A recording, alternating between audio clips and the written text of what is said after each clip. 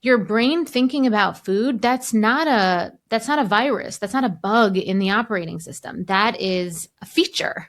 That is normal. So the problem isn't that you're thinking about food. The problem is what you've been taught to believe that means about you.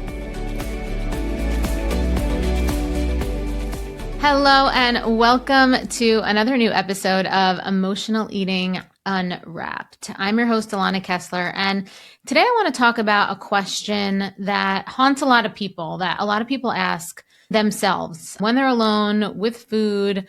And the question is it normal to always want food? And this question is really layered because so much of the promise of healing that I see a lot lately is that when people heal their relationship with emotional eating, people say that you're just not going to be thinking about food. And I just don't think that is really what the end game is, like what the end goal is. Because when people ask me that question, like, is it normal for me to always want food? What they're really asking is, am I normal? Am I normal for thinking about what I'm going to eat? Am I normal for planning my next meal? Am I normal for fantasizing about foods that I'm trying not to eat, right? Wondering what's in the kitchen, even though you just looked, right? Like opening up the cabinet and then going to open up the cabinet again, even though you just closed the cabinet 5 minutes ago. And so I think people really just want to know, like, is it normal for me to have so many thoughts about food all the time or a lot of the time? I think that it comes from this idea, like I said, that the promise of just you're not going to have these food thoughts, and normal people, they don't think about food. They just eat when they're hungry and they go about their day. They're just not thinking about it.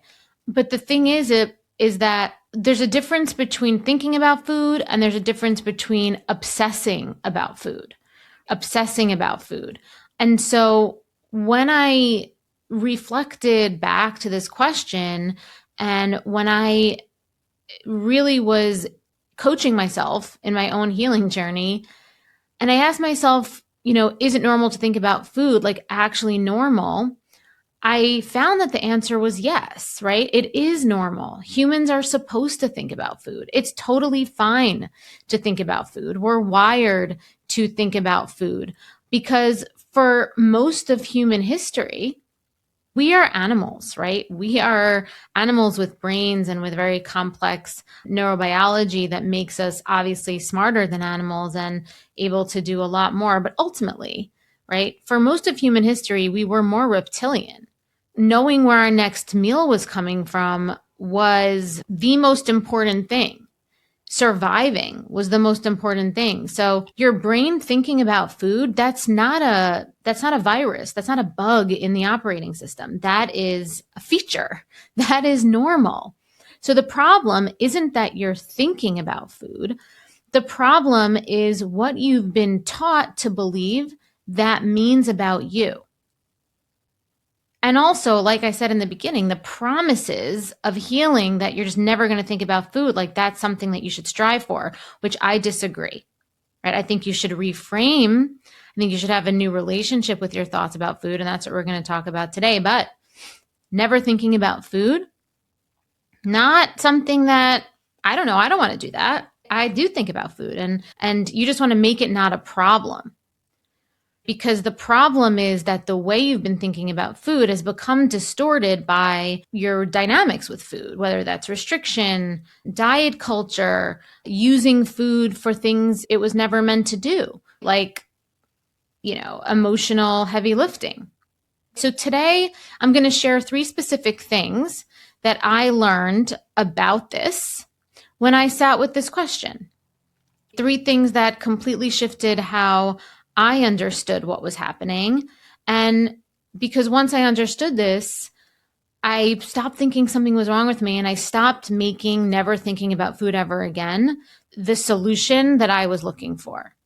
And what happened was that I started seeing the pattern for what it actually was and was able to really heal the problem and get the solution that I really wanted, which I believe everyone who's listening to this wants, which is to be able to think about food, be able to look forward to food, be able to enjoy food, be able to make food a part of our, our human experience without it leading somewhere negative.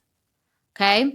So that is what we're going to talk about today. But before we dive in, if you are new to me, I want to introduce myself to you. My name is Alana Kessler. I am a registered functional dietitian. I have been working, living in the health and wellness space as an expert, as someone who needed guidance myself and who coached myself for the past 20 plus years, almost 30 years at this point. I've worked clinically.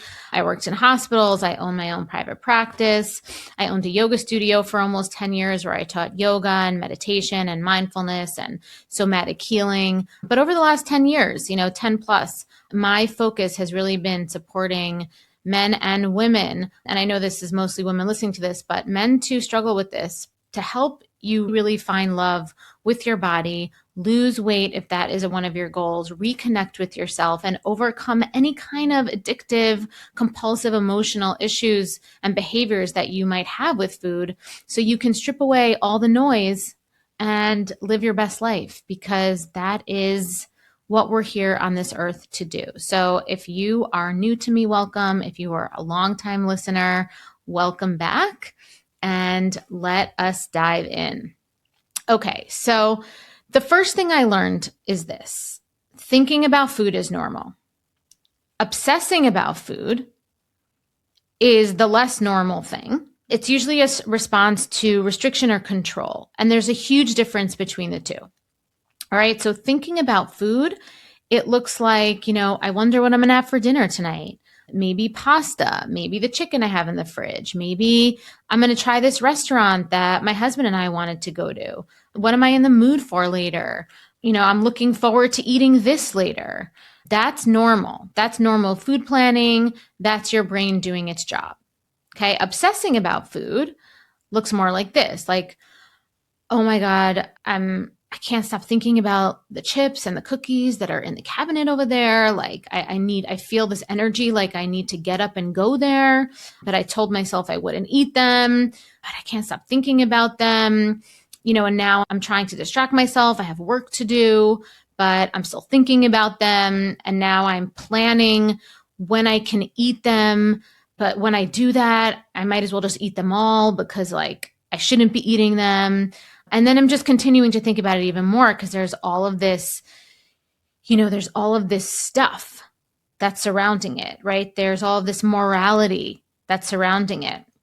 So that's not normal food planning. When we talk about normal, that's not normal food planning. That's your brain in scarcity mode, right? Your brain is in scarcity mode. And so here's what I realized: that every single time that I was obsessing about food, it was because I was either restricting it in some way, or I had told myself a story that this food was going to do something bad to me if I ate it. Something bad was going to happen if I ate it. If I had mentally restricted it, if I had labeled it as bad, or unhealthy, it's something that I shouldn't want. And this mindset, this attitude created the obsession. It's not because there was something wrong with me per se, but because this restriction and this morality around the food, this whole big narrative, this story, this consequence, right? I put all this consequence around the food. This is what this does to the human brain. And there's actually research on this. The Minnesota starvation experiment in 1944, they took healthy men with no history of disordered eating and put them on a calorie-restricted diet for 6 months. They became obsessed with food. Okay, they thought about it constantly. They dreamed about it. They collected recipes. They talked about it endlessly. Some of them even changed their careers to go into fields related to food. And these were normal men with normal relationships with food. But restriction turned them into people that just could not stop thinking about it.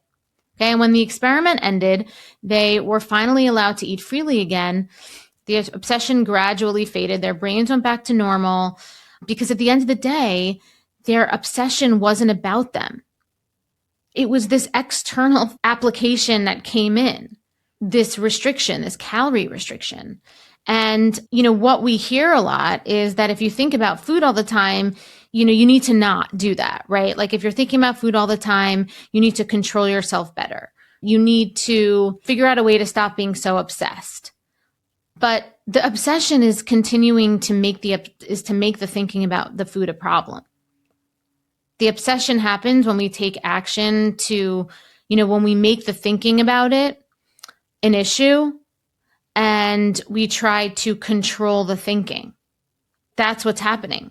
And once you understand that that's what's happening, it makes everything a lot easier, and you can start addressing the issue, which is the behaviors that you're taking to the thinking about the food, which is usually controlling and restricting. So if you stop doing that and you can allow yourself to make thinking about food an okay thing, just a regular normal thing, and reframe and rewire your relationship to thinking about food, which is something that I teach everyone to do in my programs, you will be able to think about food and it's totally fine. It's not going to lead to any kind of behaviors that lead to obsession. The second thing is the wanting food all the time isn't always about hunger, and that's okay.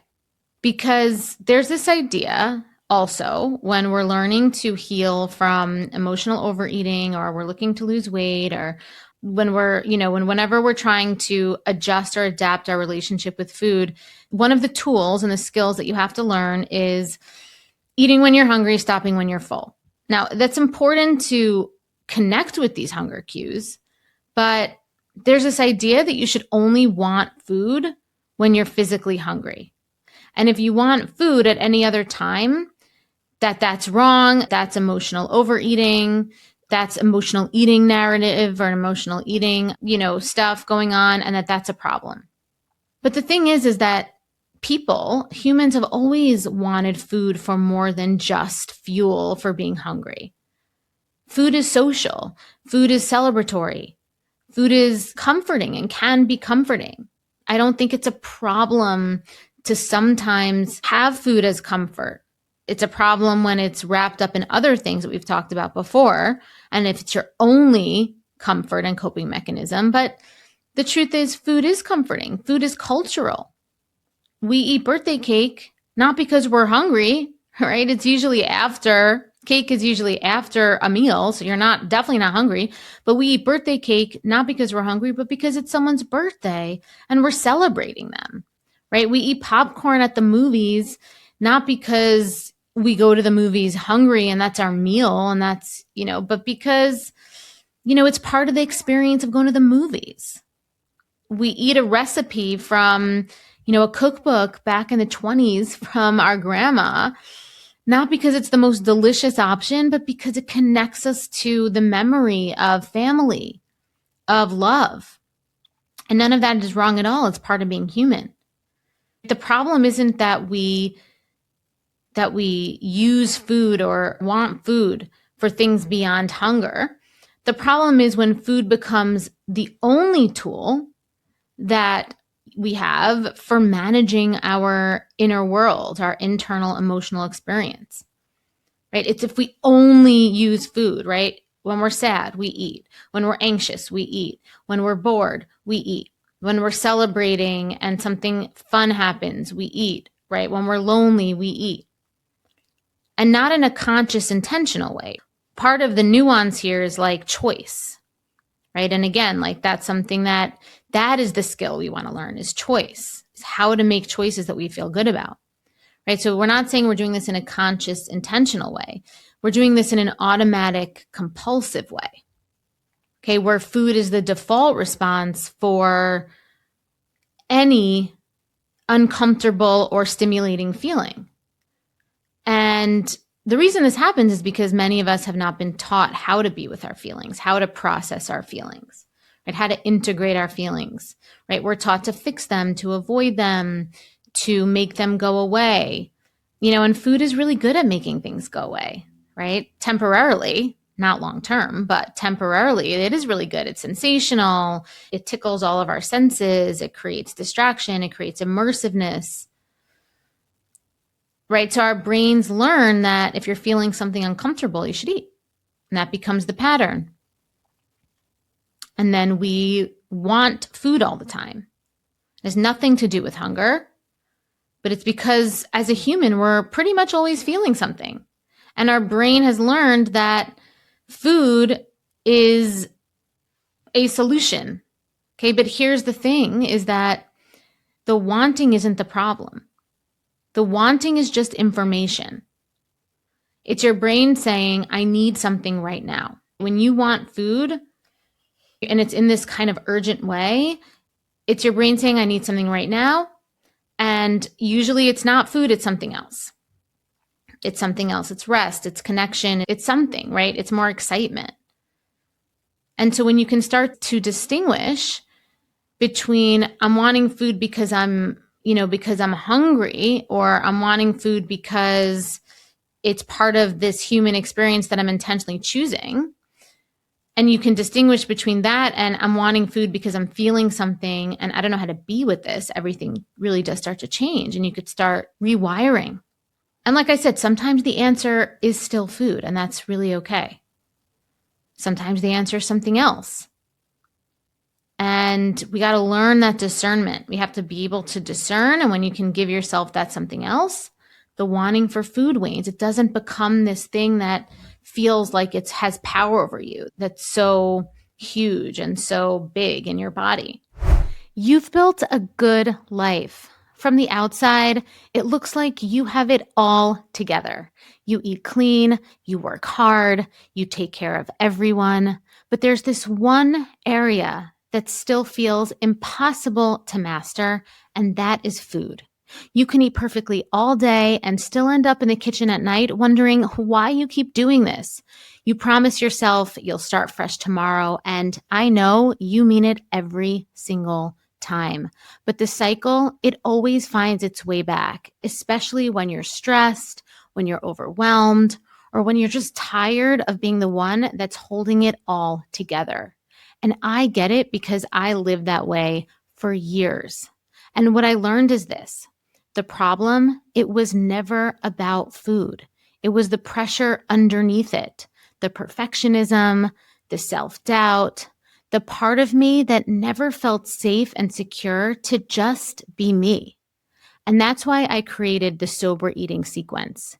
It's a proven 3-phase method that rewires the emotional patterns and the belief systems driving overeating so you can relax, trust yourself around food, and release weight completely naturally, without force and without obsession. Because when your body feels secure, it lets go. The cravings quiet, the self-punishment, it softens, and food, it stops being the thing that you have to fix. This is not another plan. This isn't another rule book. It's a revolutionary transformation for your nervous system, for your body, and for your identity. So join the sober eating movement today. So before I move on to the third thing, I just want to remind you to please subscribe to us on all the platforms, Spotify, Apple, YouTube. When you subscribe there, when you give us a rating, 5 stars, and a review, it helps the algorithm really push out our conversations to people that really need to hear it the most. And, it's really helpful. And so if you've been listening to us for a while, or if you're new, please give us that 5-star rating, a written review if you feel so inclined. Those definitely help people feel like listening to this is worth their time. And we all know that time is such a valuable commodity. And I don't take it lightly that you are taking precious time out of your day to not only listen to this podcast, but to give us even more energy and to share it with other people or give us this 5-star review and rating. So thank you so much in advance. Okay, so the third thing that I learned is this. If you are constantly wanting food, it oftentimes means that your brain doesn't feel safe. And this was such a big realization for me because I kept thinking to myself, why do I always want food? What is wrong with me? And what I finally understood was that the constant wanting, that energy of wanting, was actually just a safety signal.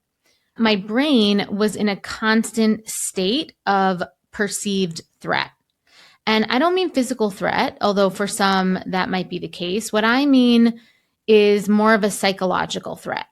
Threat from restriction, threat from feeling deprived, threat from the belief that I couldn't make decisions around food that weren't going to lead to somewhere negative, somewhere bad.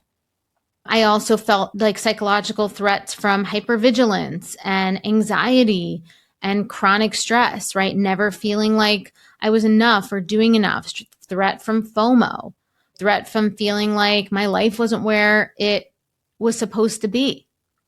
And when your brain is constantly like scanning for threat, right? When it's constantly just absorbing these different stressors and tension psychologically, we get exhausted, psychologically exhausted. And I know for myself, you can physically get exhausted from it. Right? If you're just sitting down doing nothing, or not doing nothing, but if you're just sitting there in one spot and you're not physically exerting, right? If you're not physically exerting, but you're emotionally and mentally and psychologically exerting, you can get exhausted, and your brain will do two things, right? It will seek comfort, which is food, right? Food can provide comfort. And because it perceives that you're in a threat, it will hoard resources. And food is a resource. So my brain was constantly seeking food. It was doing the first step of hoarding, which is like seeking food, because it didn't feel safe. It didn't feel safe. It thought we might not have enough. We might end up in a place where we're restricting again because, I don't feel good in my body, and I'm going to have to restrict soon, and I'm going to have to go on a diet soon. Right? I need to think about food a lot because I don't want to miss an opportunity to eat. That's why the wanting was always there, because my brain was trying to protect me.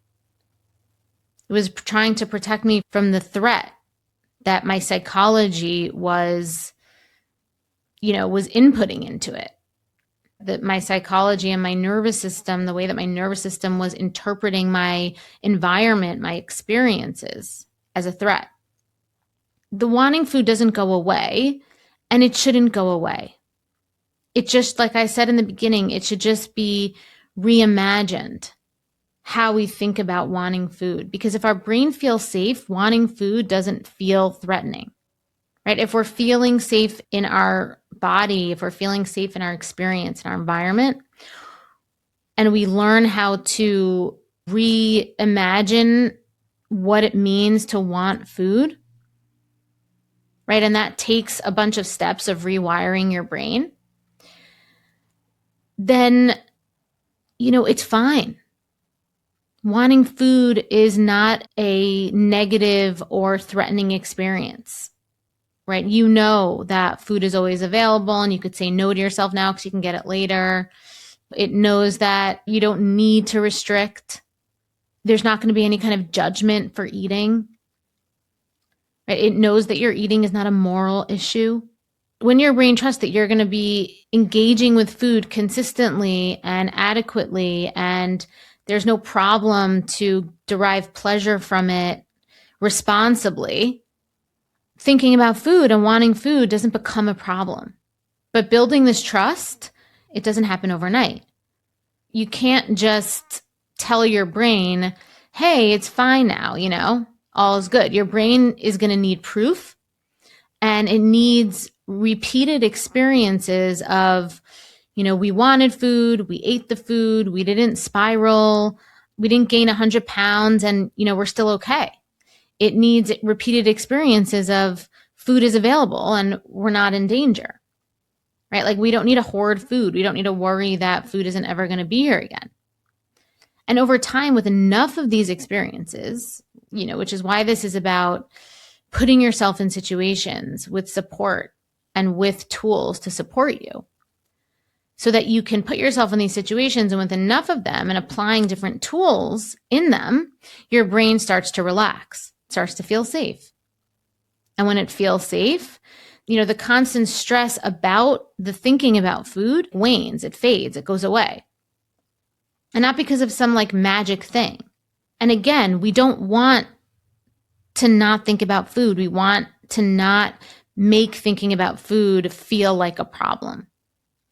I think the real question before we end is not, is it normal to always want food, but what would it feel like to not be consumed by thoughts of food? Because I think that's what people really want. They don't want to never think about food, like I said. They want to think about food in a regulated, normal way. The way someone thinks about what they're going to have for dinner without turning it into a whole internal drama about whether they should have it or if they've already eaten too much or if they're going to regret it later. Right? They want to be able to see food and not immediately start calculating or negotiating or restricting, right? Or throwing food in the garbage and throwing water on it so you don't have it later, right? They want food to be just food, right? Not emotional, not an emotional crutch, not a moral issue, not something that you have to constantly manage, just food. And I want you to know that is so possible. It really is. But it requires understanding what's creating the constant urgency, that constant feeling of fear around thinking about food. And then doing the work to address it, right? Not surface level, deep work that goes into a lot of things that basic, superficial food-based diet programs just don't go into. You have to look at these restriction patterns that you might not even realize that you have. Right? And these go beyond being a perfectionist or a people pleaser.